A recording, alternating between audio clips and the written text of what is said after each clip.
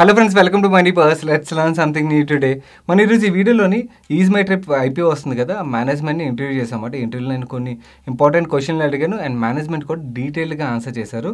Complete ఇంటర్వ్యూని మీకు ఇప్పుడు play చేస్తాను. కాకపోతే సారీ గైస్, నేను ఈ వీడియోని ట్రాన్స్లేట్ చేయలేకపోతున్నాను తెలుగులోని, ఎందుకంటే బికాస్ మేనేజ్మెంట్ ఒప్పుకోలేదన్నమాట. వాళ్ళకి కంప్లైంట్స్ ఇష్యూస్ ఇవన్నీ ఉంటాయని చెప్పి వీడియో ఎలాగైతే రికార్డ్ చేసామో అలాగే అప్లోడ్ చేస్తున్నాను.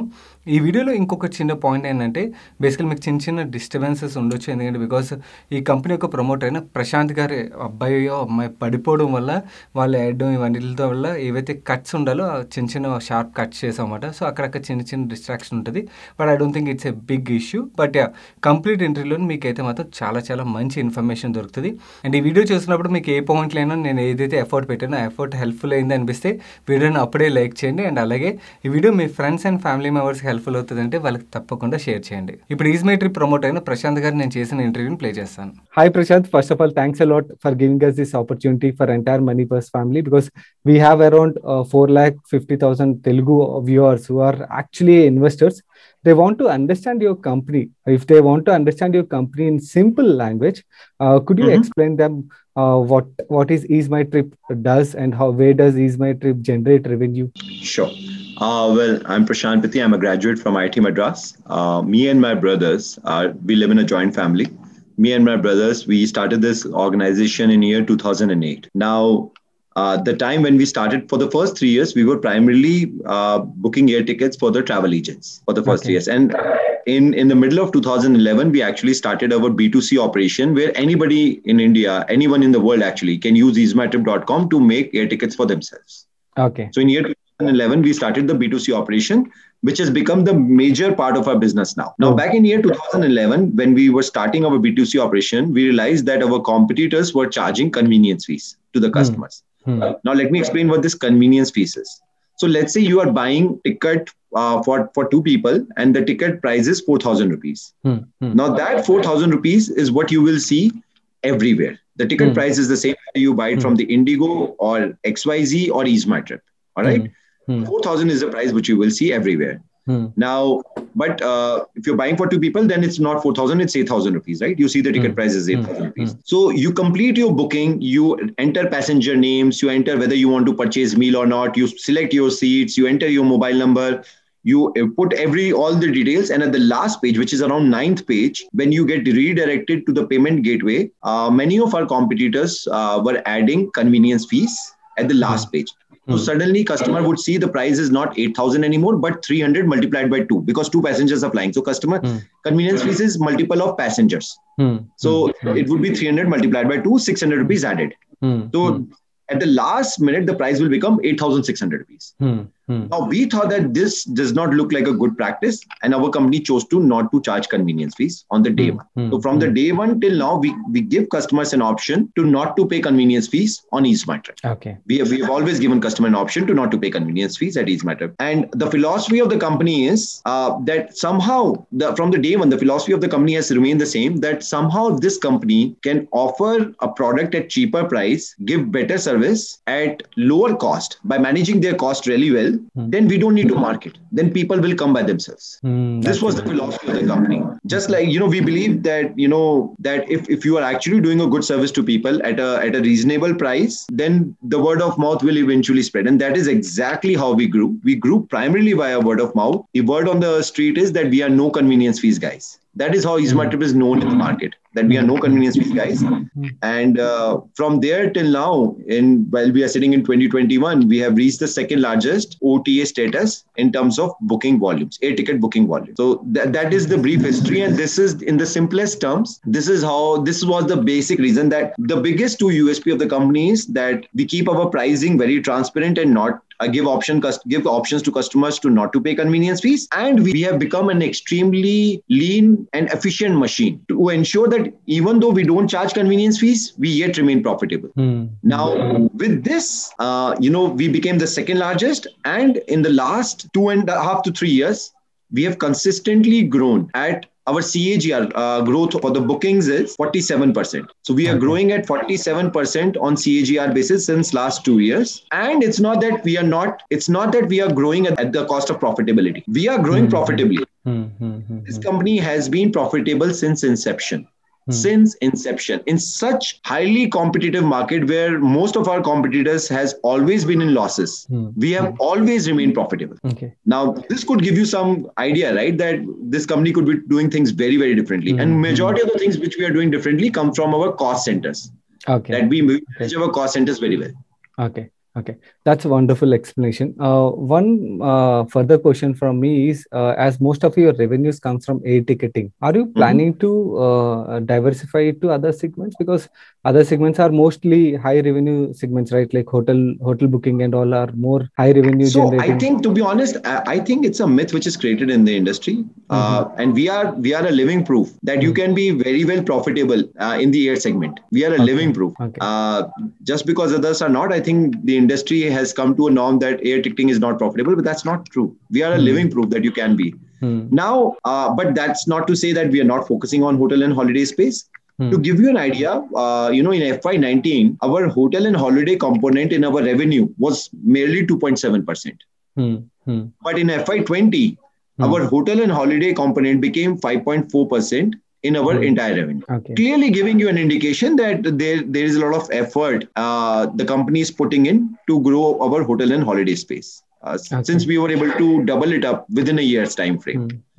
Now, our hotel model is actually very, very different compared to how our competitors run. We do work with some hotels directly, but majority of the times we deal with aggregators. So we have 23 aggregators on our backend. Now, from the customer's perspective, what you see on XYZ other travel website is exactly the way you see on EaseMyTrip. So the booking process is the same, whether you book from MakeMyTrip, ClearTrip, or EaseMyTrip. You don't pay convenience fees on EaseMyTrip again, but the backend is very different for us, where instead of dealing directly with the hotels, we deal with 23 aggregators, and these aggregators provide us the hotel rates and hotel feeds. So let's say if I'm showing you an XYZ hotel in Delhi and the price is 9,000 for that XYZ hotel, on the backend we are comparing the price of that XYZ hotel in those 23 aggregators, and whoever is giving us the cheapest price, we are only showing the cheapest price to you. We do not show you the name of the aggregator. You book at EaseMyTrip, but instead of buying from the hotel, I buy from that aggregator. Now I understood. There's a contract between me and all those 23 aggregators, and they gave us a commission on that. So what we have done is become almost aggregator of aggregators through this model. And with this model, we ensure that, our unit economics is very strong for every transaction we do in hotel. Actually, before using this model, we have around 11 lakh hotels listed on our platform already. Before I actually getting into the interview, I did some research. Okay. When I spoke with a couple of travel agents, and when I spoke with most of them, what they said is the other competitors, when compared to EaseMyTrip, they are burning cash in hotel bookings because they are spending a lot of incentivization and all. So hotel booking is the toughest part. So that's how the communication happened. Now you are saying, because you are not dealing with directly hotels, you are actually dealing with aggregators. Okay. So imagine what kind of workforce we would need to deal with 11 lakh hotels. But now we're only dealing with 23 aggregators. Imagine the kind of workforce any company would need to deal with 11 lakh hotels, right? But we have 11 lakh hotels without dealing with them. And so we invented the wheel to do this business as well profitably. One small question, add-up question. See, as you are saying, you are able to do this. See, most of the international players also getting into Indian market and the hotel business.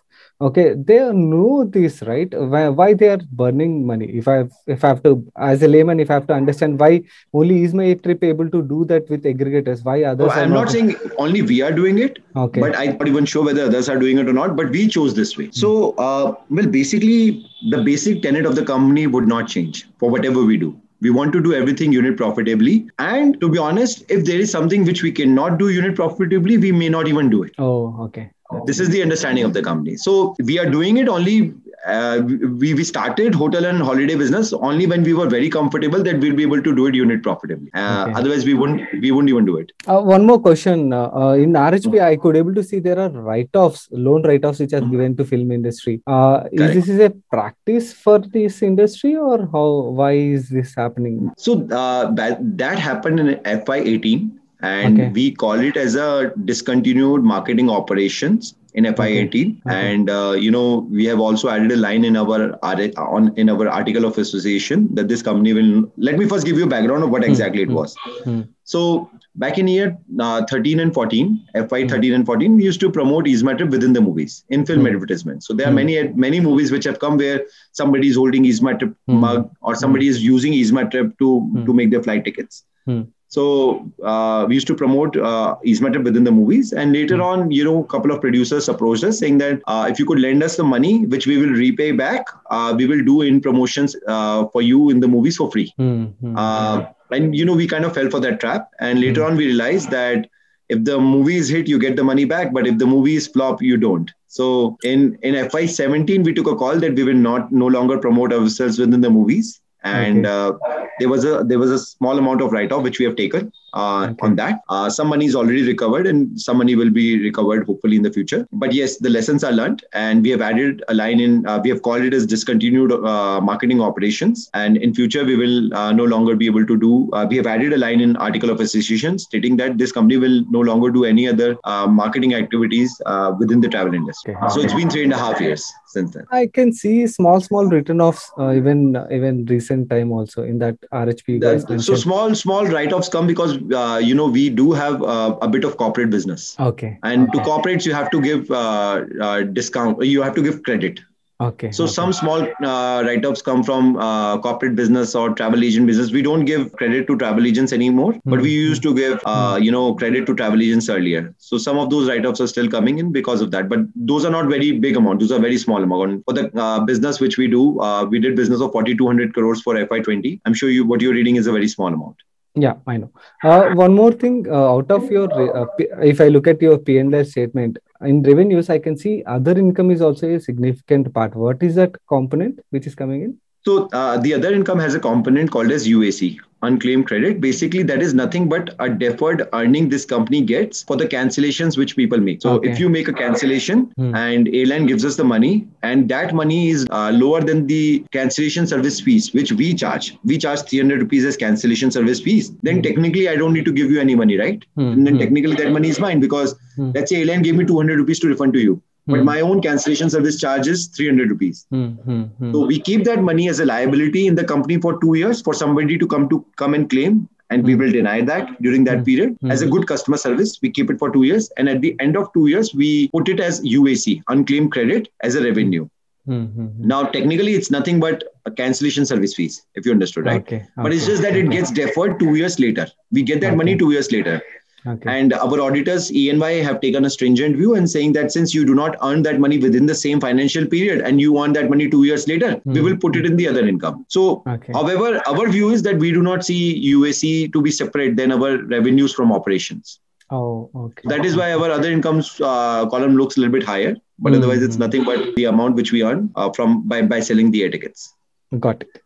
One more thing I was reading, Prashant, there is something called new distribution capability, NDC, which is coming in, the technology which is coming in, and they are saying it's a threat for the existing system, existing OTAs. Is that true? There is a acceptance for this software which is coming in? A new distribution system? New distribution capability, NDC.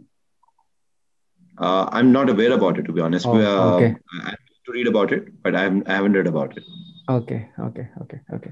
Coming to the last question on contingent liabilities, I can see a significant part. Is there any provisions which have been kept aside for that? The court cases which are running Make My Trip, Paytm and all. Correct. So small amount, it happens in every company. Small amounts are kept in the contingent liability. Matter is sub judice, so I may not be able to say much on that. I know. No, I'm talking about, is there any provisioning which has kept for that? If there is any risk which arises? I'm sure there must be provisioning our auditors must have kept for it. Okay.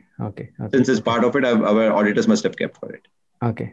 And one more thing, Prashant. See, this business is more of a technology-based business where I personally see there are hardly any entry barriers or moat. If somebody has big money, if they want to get into this business, they can jump in and they start if they can adopt the technology, create that website and market it, they can easily get into it. So is there any entry barriers which Ease My Trip could able to create it so that actually to Firstly, technology, it takes time to build this technology. It's not available off the shelf that you can become an OTA tomorrow. And also, in order to become an OTA, you need the APIs from all the airlines. And we have all the domestic airlines, and we have 70 plus international airlines with whom we have contracts with. So it takes time to build this business. It's not like, how do I say it? I will not be able to say any other business name or any other industry. But yes, it takes time to build this business. It takes time to, get in relationship with all the airlines before you start. And also, there will definitely be an early mover advantage. Our name and brand image is growing as we speak. And we hope forward that we will gain by this NSCBSE listing.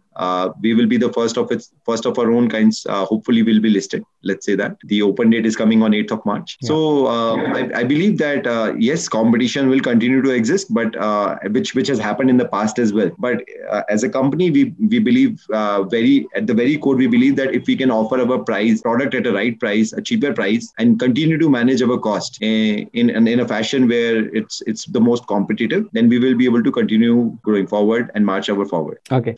See, I can see you guys have registered in 3 other countries as well, international countries. So are you planning to expand the business into we have a subsidiary in UK, Dubai, and Singapore. Yeah. And these subsidiaries are created to help Indians who are traveling abroad by using our package. Okay. So the plan is to serve Indians and serve Indians who are traveling abroad well. So at these places, it's a very low cost center. We have only a couple of people in these places. These people are basically tying up with the local hotels. These people are tying up with the local, sightseeing people, local transfer people, and making our package even more stronger. And also these people are there. These are local people. And these people are there to help, the fellow travelers if they come in any emergency situations, which can happen during the travel times. In the case of theft, robbery, or anything, we have a local support to help our fellow passengers. So that's why we have created a subsidiary. Primary reason is to serve Indians who are traveling abroad. You have a 200 crore cash balance in your books, right? That Correct. Is used for the capture expansion of any technology adoption, or how do you want to use that? So right now we do not have any capex plan. Whatever is mentioned in the RHP is there, but otherwise we do not have any other capex plan. Okay. The reason we still have we have decent amount of money in the bank is because we have never taken any dividend in the last 13 years. So there has been no dividends from the last 13 years. We believe that we should conserve the cash in the company in the cases where, in the cases like what has happened this year, right? However, thankfully, if you look at our free cash reserves, it has only grown from FY20 to the last 9 months of FY21. The company is doing well. In future, we may contemplate to have a dividend policy to keep our ROE percentage at the lower end. Okay. This is the last question. If somebody wants to, if a layman wants to invest by looking at your team, energy, and they want to be part owner in your company for a longer period, okay, what kind of growth expectations which he can look at it? I'm not expecting you should answer beyond RHP. I'm saying what is there in the RHP, what is that you are thinking of growing this company, where do you want to take this company? The best answer I could give is that we want to sustain our growth in flight. We have been growing, and our endeavor would be to continue and sustain the growth which we have been seeing in the past. And also, we are pretty heavily focused on hotel and holiday space. So with this, you can we hope that we'll be able to keep up the brand name what we have built so far in the last 13 years and serve fellow Indians with as much passion and energy which we have done in the past, and continue to be able to continue and grow this company. Thanks, Prashant. Thanks for actually taking out your time. It was really wonderful speaking with you. Thank you so much. Thank you. And ఈ వీడియోలో ప్రశాంత్ గారు share చేసిన details మీకు ఎంతో కొంత clarification వచ్చిందని అనుకుంటున్నాను. And ఈ ఐపీఓ ఏదైతే రాబోతుందో కంప్లీట్ ఫుల్ ఫ్లెజ్డ్ అనాలిసిస్తో ఇంక్లూడింగ్ మై కంక్లూజన్ ఒక వీడియోని ఆల్రెడీ రిలీజ్ చేసాం మన ఛానల్లో. మీరు ఆ వీడియోని చూడనట్టయితే ఇక్కడ ఎండ్ కార్డులో వస్తుంది, మిస్ అవ్వకుండా చూడండి. అండ్ నేను ఏదైతే ఎఫర్ట్ పెట్టానో ఎఫర్ట్ మీకు హెల్ప్ఫుల్ అయింది అనిపించి వీడియోని ఇప్పటివరకు లైక్ చేయనట్టయితే వీడియోని తప్పకుండా లైక్ చేయండి. అండ్ ఈ video me friends and family మెంబర్స్కి హెల్ప్ఫుల్ అవుతుందంటే వాళ్ళకి మిస్ అవ్వకుండా షేర్ చేయండి. అండ్ మీరు ఇదే ఫస్ట్ టైం మన మనీ పర్స్ ఛానల్కి వచ్చి ఛానల్ సబ్స్క్రైబ్ చేయనట్టయితే ఇక్కడ ఛానల్ లోగో మీద క్లిక్ చేసి ఛానల్ సబ్స్క్రైబ్ చేస్తూ పక్కన ఉన్న బెల్ ఐకాన్లోని ఆల్ నోటిఫికేషన్స్ యాక్టివేట్ చేసుకోండి. నేను సాయి కృష్ణ పత్రి మరొక ఇంట్రెస్టింగ్ వీడియోతో కలుస్తాను. Have a great day.